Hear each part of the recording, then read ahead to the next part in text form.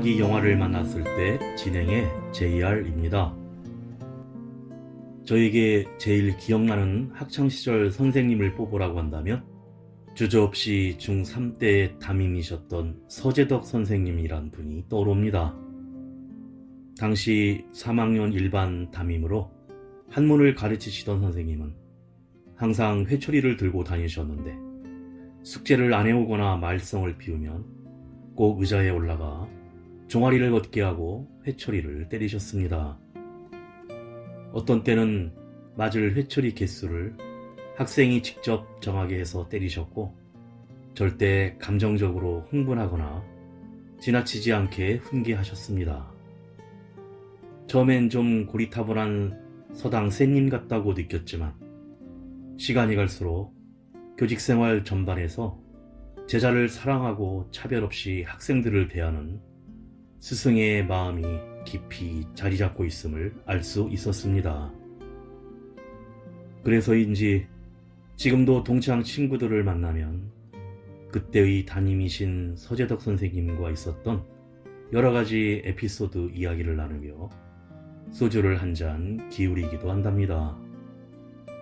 하지만 이미 오래전에 지병으로 돌아가셔서 지금은 찾아뵐 수 없음이 너무 안타깝기만 한데 최근 교권이 무너지고 있는 교육 현장의 행태를 보면서 핵가족 시대 경쟁사회에 전쟁터 속 학생들의 인성이나 이기적인 학부모들의 갑질도 문제지만 스승으로 존경받을 만한 선생님도 사라져가고 있다는 안타까운 현실은 다시 한번 존경하던 스승이 그리워지는 시간입니다.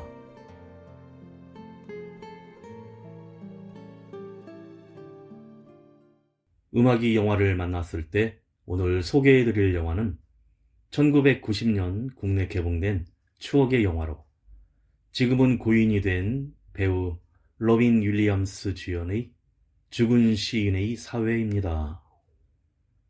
영화의 제목이 오역이란 주장에 죽은 시인의 동아리 또는 죽은 시인의 협회라고 생각하면 영화를 쉽게 이해할 수 있는데 미국 입시 명문고 웰턴 아카데미는 공부가 인생의 전부인 학생들이 아이비리그로 가기 위해 고군분투하는 곳입니다.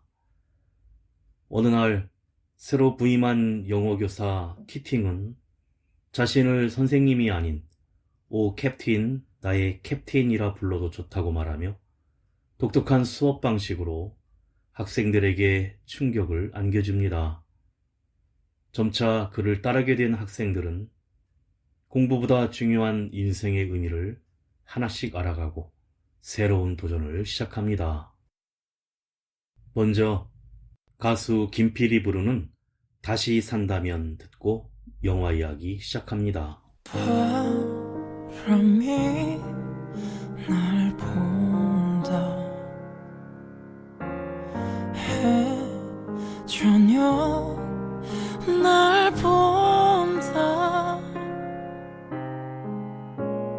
고단한 새처럼 날아가지 못한 나의 어깨 거두려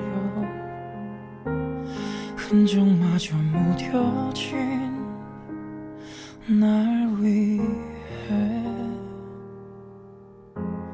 다 버린 나를 봐.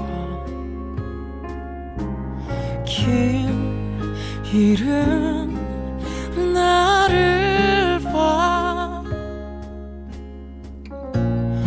언제라도 볼 수 있는 다가갈 수 있는 사람이라 생각했을 때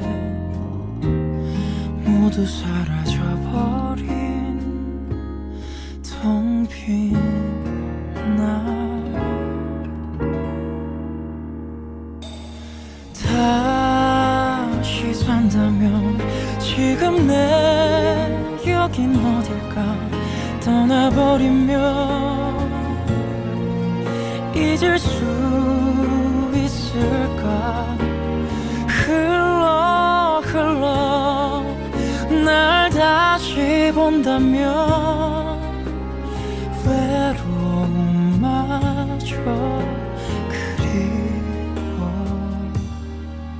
그리워질까.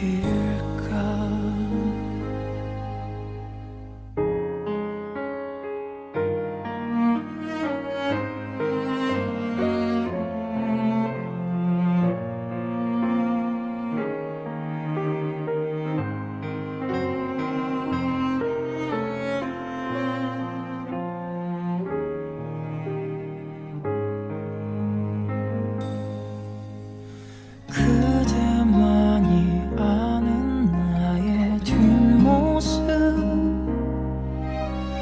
감출수록 커져버린 미쳐버린 후회만 남았을 때 내 이름 불러줄 수 있니.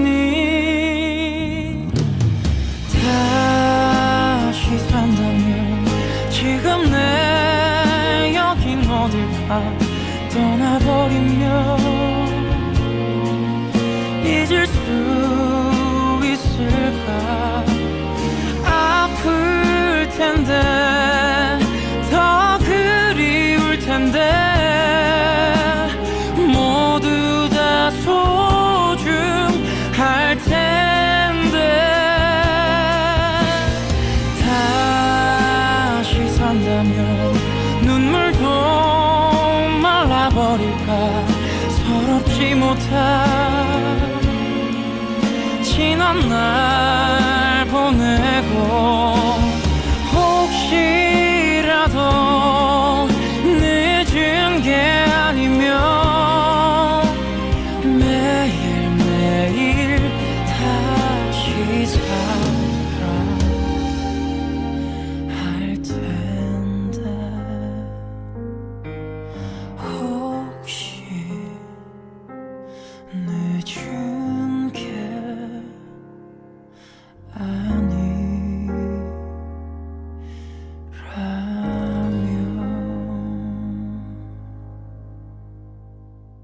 1950년대 뉴 잉글랜드에 있는 보수적인 귀족 명문 사립학교인 웰턴 아카데미의 새학기 입학식 장면으로 영화가 시작됩니다.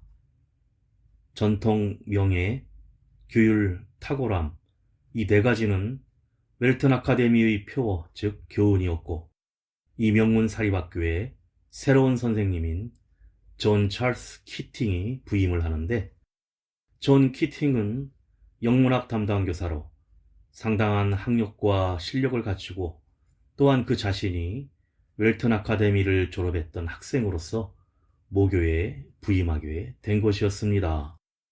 그런데 그가 부임하던 학기에 이 학교로 전학생 한 명이 오게 되는데, 토드 앤더슨으로 그의 형도 역시 전학을 와 웰턴 아카데미를 매우 우수한 성적으로 졸업한 수재였기에 동생도 다니던 학교에서 이 사립학교로 전학을 온 것이었습니다. 하지만 너무 뛰어난 형과는 달리 토드는 상당히 내성적인 학생이었고, 웰턴 아카데미는 기본적으로 모든 학생들이 기숙사 생활을 하도록 되어 있기에 토드 역시 기숙사에 입실해 닐 페리와 새 룸메이트로 함께 지냅니다. 토드는 처음에 닐과 닐 주변의 친구들을 상당히 어색해하지만 점차 시간이 지나면서 그 친구들과 잘 어울리기 시작합니다. 영문학 첫 수업 시간, 새로 부임한 교사 존 키팅 선생은 현재를 즐겨라, 시간이 있을 때 장미 봉우리를 거두라. 왜 시인이 이런 말을 썼을까? 왜냐하면 우리는 반드시 죽기 때문이다. 믿거나 말거나 여기 있는 우리 모두 각자 모두 언젠가는 숨이 멎고 차가워져서 죽게 되지. 이쪽으로 와서 과거의 얼굴들을 지켜봐라. 여러 번 이 방을 왔어도 유심히 본 적은 없었을 거다. 너희와 별로 다르지 않을 거야. 그렇지? 머리 모양도 같고 너희처럼 세상을 그들 손에 넣어 위대한 일을 할 거라 믿고 그들의 눈도 너희들처럼 희망에 가득 차 있다.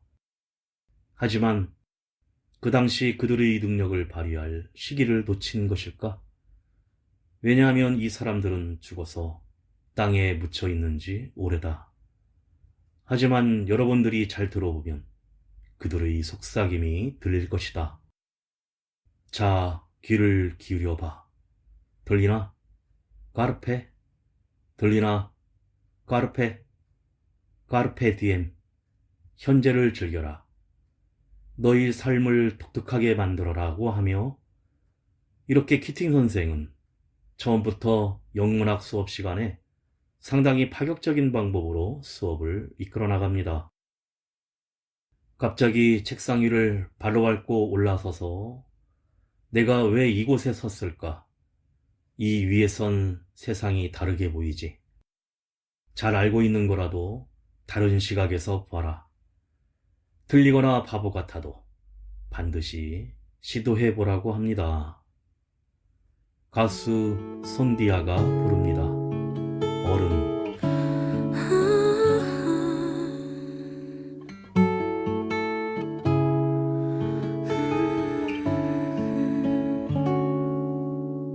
고단한 하루 끝에 돌고는 눈물 난 어디를 향해 가는 걸까 아플 만큼 아팠다 생각했는데 아직도 한참 남은 건가 봐 이 넓은 세상에 혼자인 것처럼 아무도 내 맘을 보려 하지 않고 아무도 눈을 감아보면 내게 보이는 내 모습 지치지 말고 잠시 멈추라고 갈 것 같지 않던 짙은 나의 어둠을 나를 버리면 모두 갤 거라고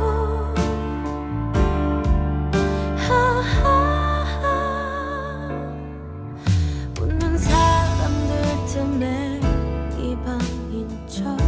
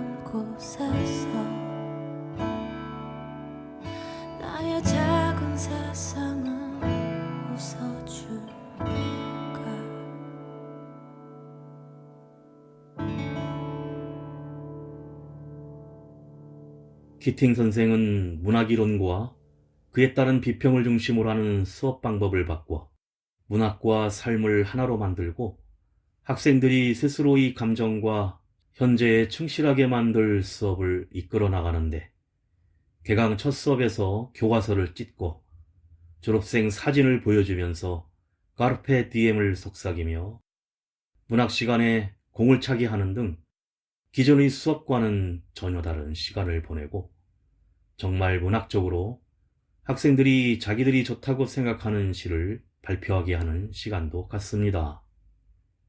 그러던 중 오래전에 키팅 선생이 학창시절 이 학교에서 활동했던 죽은 시인의 사회라는 고전문학 동아리에 대해 우연히 알게 되고, 학생들은 자기들도 학교 근처 동굴에서 선생님처럼 동아리 활동을 할 것을 제안하게 됩니다.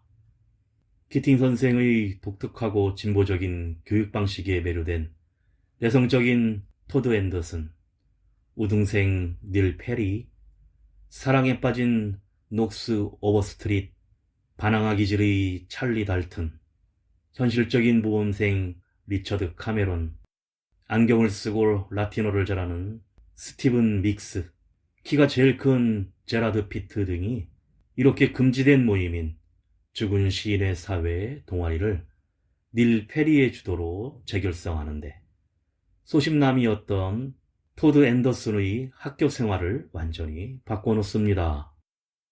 책상 위에서 자신이 좋아하는 문구를 말하면서 뛰어내리기를 시키고, 키팅 선생의 수업 시간에 배웠던 셰익스피어의 내용 중에 개고기 후식을 묘사한 패키니즈 바르페를 외치기도 합니다.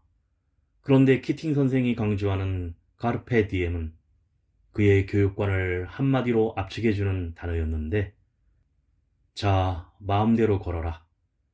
이제 여러분도 자신만의 길을 찾아라. 너만의 속도, 방향, 보폭, 네가 원하는 대로 자랑스럽든 바보 같든 아무렇게나 라며 아이비리그에 학생을 보내는 것을 교육 목적으로, 또 그것을 자랑으로 삼고 있던 보수적인 웰튼 아카데미를 비판적으로 펼치는 수업들은 재미있고 신선했지만 동시에 학교와 주변 환경 속에서 점차 시련을 맞게 됩니다. 가수 유재하가 부릅니다. 내 마음에 비친 내 모습. 붙들 수 없는 꿈의 조각들은 하나둘 사라져가고,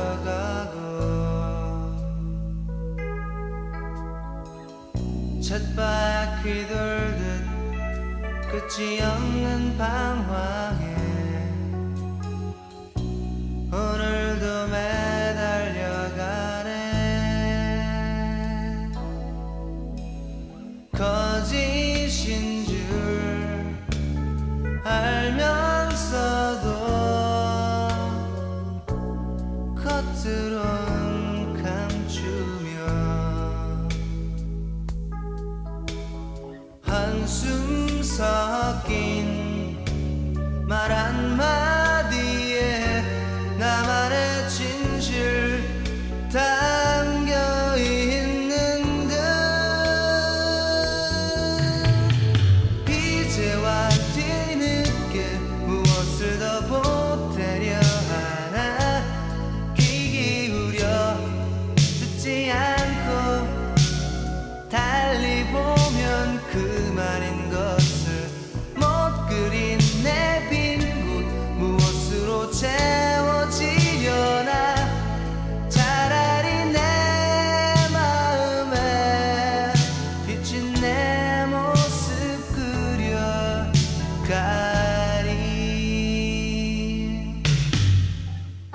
엇갈림 속에 긴 잠에서 깨면 주위엔 아무도 없고, 묻진 않아도 나는 알고 있는 곳.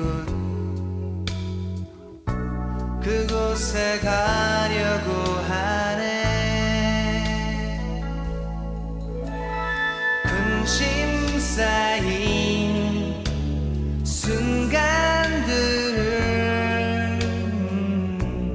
힘겹게 보내며 지워버린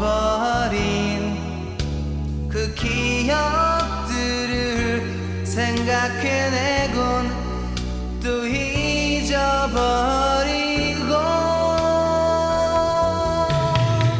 이제와 뒤늦게 무엇을 더 보태려 하나 귀 기울여 듣지 않고 달리 보면 그만인 것을 못 그린 내 빈 곳 무엇으로 채워지려나 차라리 내 마음에 비친 내 모습 그려가리.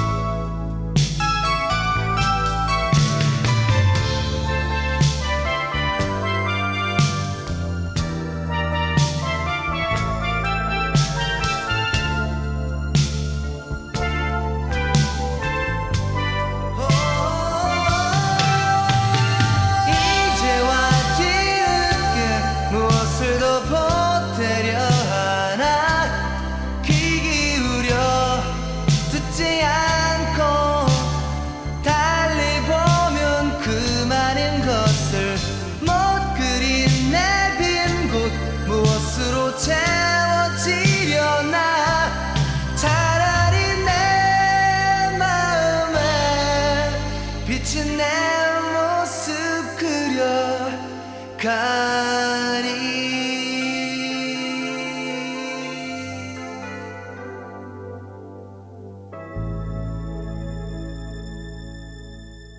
첫 위기는 죽은 시인의 사회가 재결성된 후 밤에 몰래 나가 아지트인 동굴에 모여 회원 각자가 원하는 시를 낭송하는 자리를 가졌는데, 그런 모임을 찰리 달턴이 장난삼아 학교 신문지상에 애인 구함이란 식으로 비유해서 여학생들의 참여를 유도하는 광고를 낸 것이었습니다.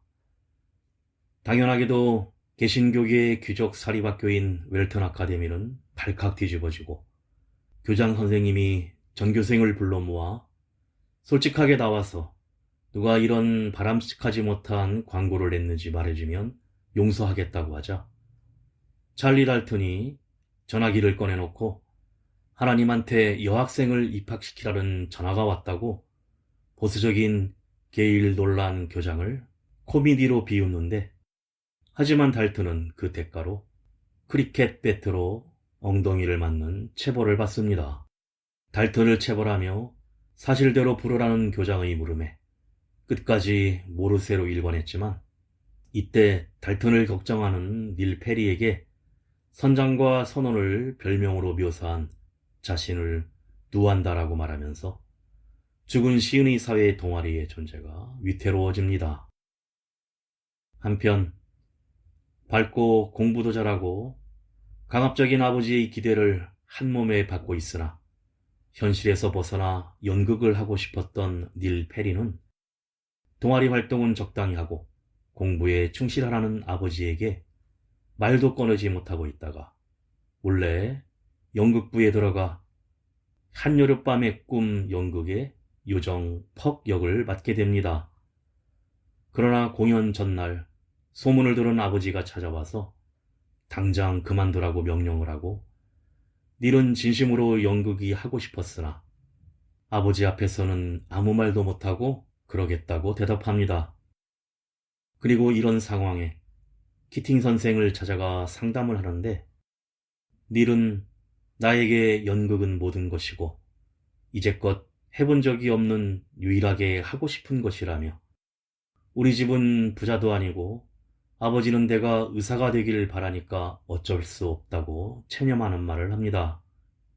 그러자 키팅은 지금 나에게 한 말을 그대로 아버지한테 밝히고 너의 열정을 보여서 허락을 받아내라고 격려를 해줍니다. 가수 김나영이 부릅니다. 조금 더 외로워지겠지.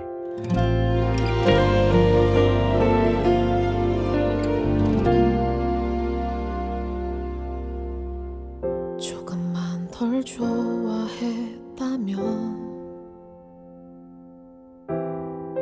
우린 어쩜 모른 척 살았을까.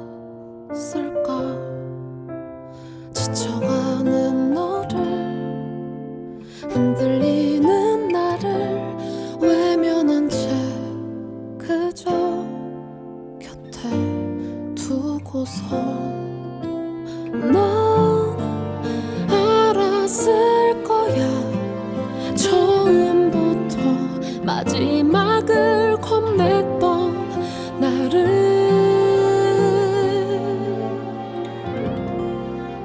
너 없이 못 사는 그런 사람 되긴 싫어서 언제든 먼저 내가 널 떠날 수 있게 어리석은 계산 내가 감당할 수 있을 만큼만 넌 알고 있었을까. 그건 아무런 상관이 없다는 걸.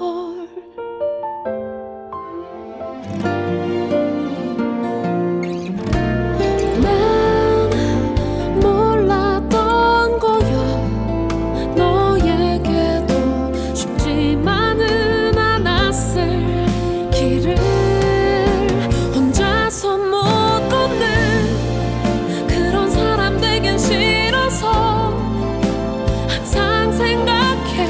이별 후 남겨진 모습 다시 걸으면 돼. 너를 몰랐던 예전처럼 혼자 널 만나기 전보다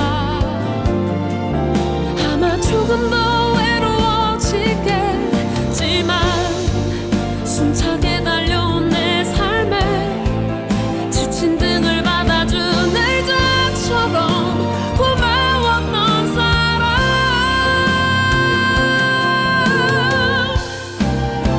혼자선 못 걷는 그런 사람 되긴 싫어서 너 없이 못 사는 그런 사람 되긴 싫어서 언제든 너를 웃으며 보낼 수 있게 바보 같은 다짐 혼자 남겨져 울진 않을 거야.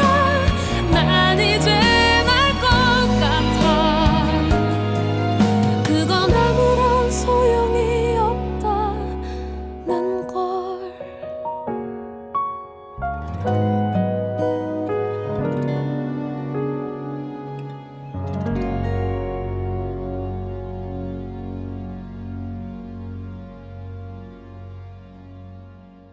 그러나 닐 페리는 아버지에게 허락을 받을 자신이 없어 그냥 연극에 나가기로 결심한 후 키팅 선생에게는 아버지께 허락을 받았다고 거짓말을 합니다. 물론 키팅 선생은 이를 눈치챘지만 모르는 척하는데, 그런데 오지 않을 줄 알았던 닐의 아버지가 연극 공연을 하는 도중에 말없이 공연장에 보러 오고, 닐은 아버지가 자신을 지켜보고 있다는 생각에 오히려 최선을 다한 연기를 펼쳤지만 공연 후 호평 일색인 친구들과 선생님을 뒤로하고는 그만 화가 난 아버지에게 끌려갑니다.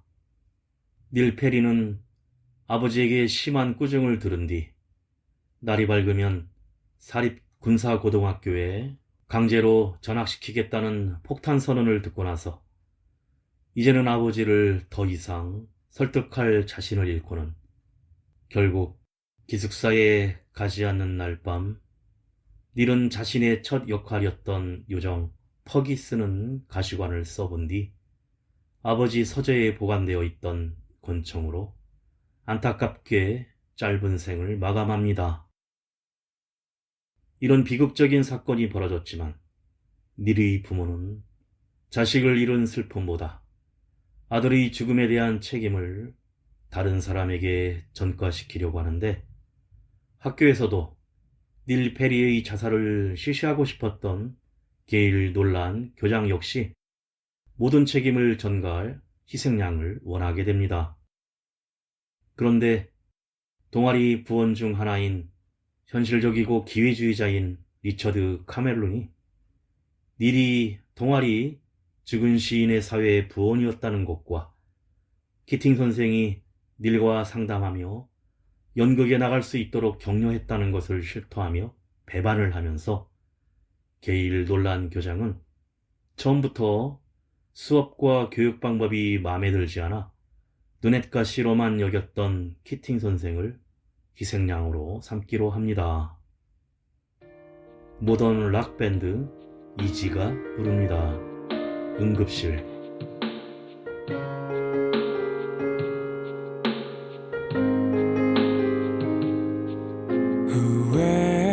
후회하고 있어요. 우리 다투던 그날, 괜한 자존심 때문에 끝내자고 말을 해버린 거야. 금방 볼 줄 알았어. 날 잡길 바랬어. 허나 며칠이 지나도 아무 소식조차 없어. 항상 내게 너무 잘해줘서 쉽게 생각했나봐. 이제 날아 내 고집 때문에 힘들었던 너를, 이 바보야 진짜 아니야. 아직도 나를 그렇게 몰라. 너를 가진 사람 나밖에 없는데 제발 나를 떠나가지 마.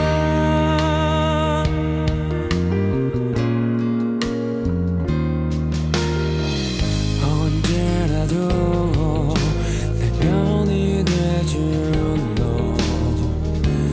고마운 줄 모르고 철없이 나 멋대로 한 거 용서할 수 없니? 이 바보야 진짜 아니야. 아직도 나를 그렇게 몰라. 너를 가진 사람 나밖에 없는데 제발 떠나가지 마. 너 하나만 사랑하는데 이대로 나를 두고 가지 마. 나를 버리지 마. 그냥 날 안아줘. 다시 사랑하게 돌아와.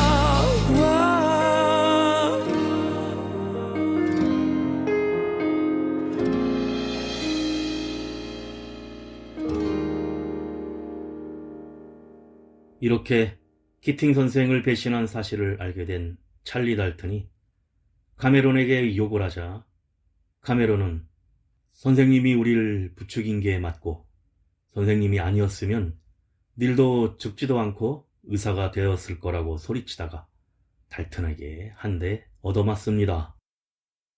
조사에 나선 교장은 죽은 시은이 사회 동아리 학생들에게 모든 것을 불문에 붙인다는 조건으로 학생들이 부모들까지 동반 출석시켜 하나하나 상담을 거친 뒤 존 키딩 선생이 모든 일에 책임이 있다는 진술서에 서명을 강요하고 거부할 시 퇴학이라는 협박 같은 조건을 내겁니다.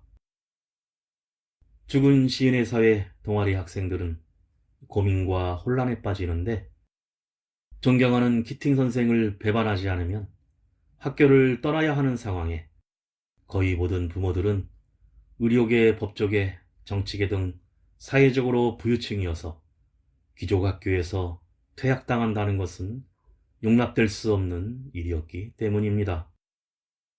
배신을 때린 리처드 카메론이 키팅 선생이 희생되어야 너희들이 구원받을 수 있다는 주장을 하고, 그러나 유일하게 찰리 달튼만이 이를 인정하지 않고 서명을 거부하며 퇴학을 선택하는데, 나머지 학생들은 부모들과 교장의 압박에 못 이겨 사실상 조작된 키팅 선생의 해고를 인정하는 진술서에 서명을 하고 맙니다. 키팅 선생은 부모의 그릇된 욕망으로 사랑하는 제자 닐 페리를 잃었음에도 오히려 교장과 부모들이 강요에 못 이긴 죽은 시인의 사회 동아리 학생들에 의해 혼자만 책임지게 된 것이었습니다. 이렇게 키팅 선생은 결국 학교에서 파면을 당합니다. 가수 이소라가 부릅니다. 신청곡.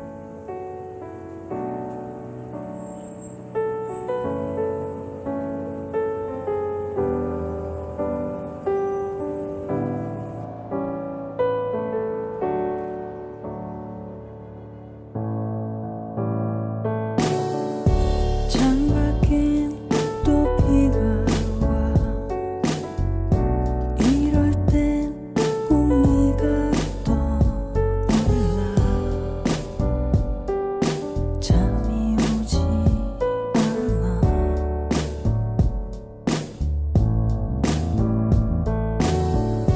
내 방에 이 침묵과 쓸쓸한 내 심장 소리가 미칠 것만 같아.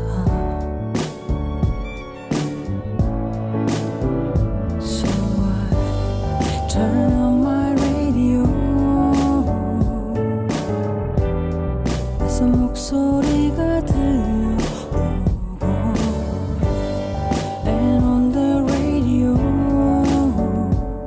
슬픈 그 사연이 너무 내 얘기 같아서. Hey DJ, play me a song to make me smile. 마음이 울적한 밤에 나 대신 웃어줄, 글을 읽게 해줄 노래. Hey DJ, play me a song to make me cry.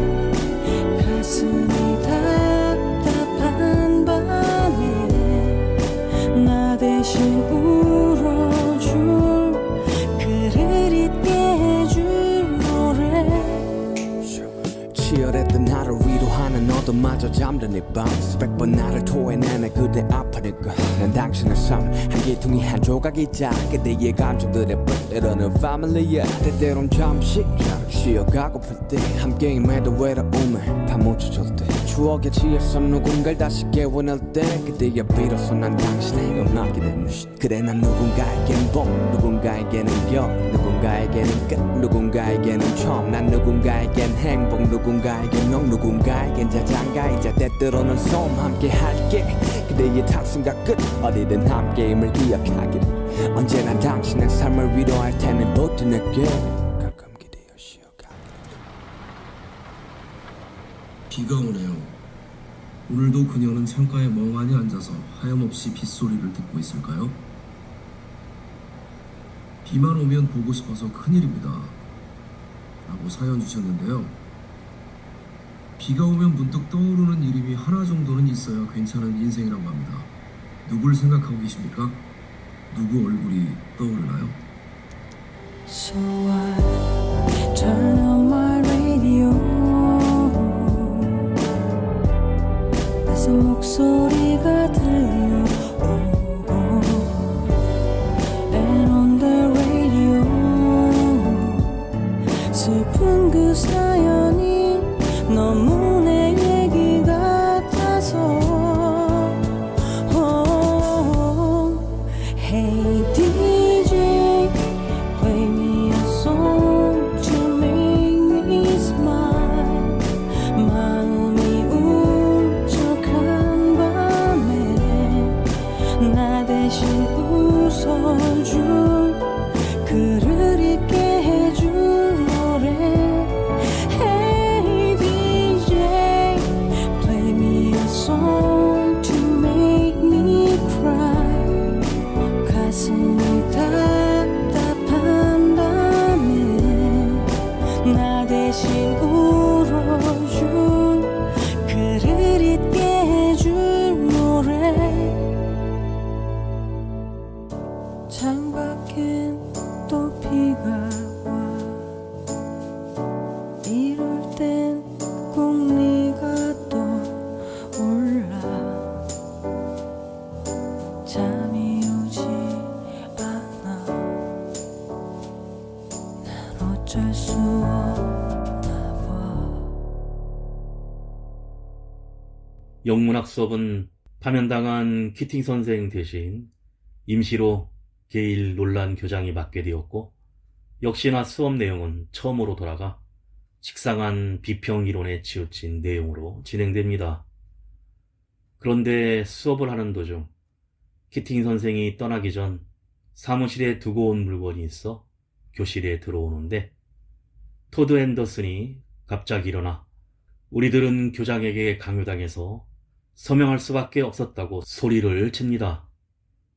키팅 선생의 결백을 주장하는 토드에게 게일 교장이 자리에 앉아서 조용히 하지 않으면 퇴학시키겠다고 으름장을 놓는데 그러나 잠시 후 토드 앤더슨은 책상 위로 발로 밟고 올라가서서 월트 휘트먼의 시의 한 구절이자 평소 제자들이 존 키팅 선생을 부르는 별명인 오 캡틴 마이 캡틴을 외치고 그 모습에 자극을 받은 많은 학생들이 떠나가는 존 키팅 선생을 향한 마지막 존경의 인사로서 토드 앤더슨처럼 모두가 책상을 발로 밟고 올라서서 경의를 표합니다. 자신을 위해 마지막 인사를 하는 제자들을 향해 키팅 선생은 미소를 띄우며 땡큐라고 대답하고 토드 앤더슨의 모습을 비추면서 영화가 끝이 납니다.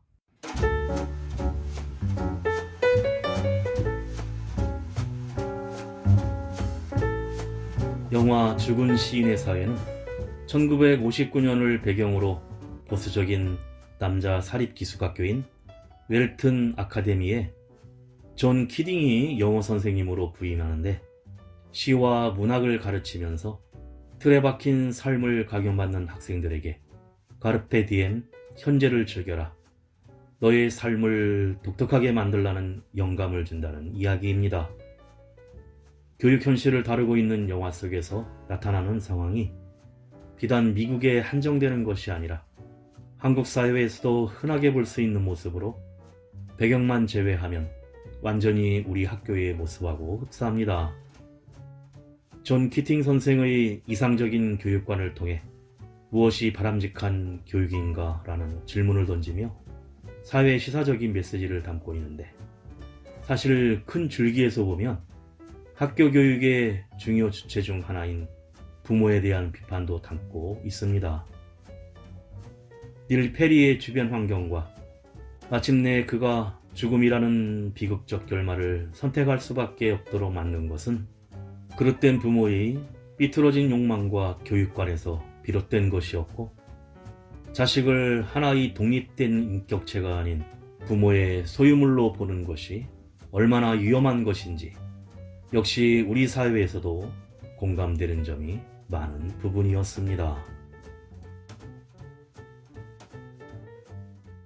음악이 영화를 만났을 때 오늘 소개드린 추억의 미국 영화 죽은 시은의 사회였는데요. 오스트리아 출신 피터 위어 감독의 1989년 영화로 제62회 아카데미에서 작품상, 감독상, 나무주연상, 각본상 등 4개 후보에 올라 이 중 각본상을 수상했었습니다. 그리고 이 영화를 저자 NH 크라인바움이 책으로 출간하여 20개국 이상의 언어로 판매되면서 2천만 부를 돌파했고, 미국 YMCA에서 청소년이 꼭 읽어야 할 좋은 책으로 선정되기도 했습니다. 마지막으로 1994년 발표되어 한국의 교육 문제를 직격해 논란을 일으키면서 학부모들의 항의로 금지곡이 될 뻔한 서태지와 아이들이 부르는 교실 이데아 들으며 인사드립니다. 지금까지 JR이었습니다. 오늘도 인생을 영화처럼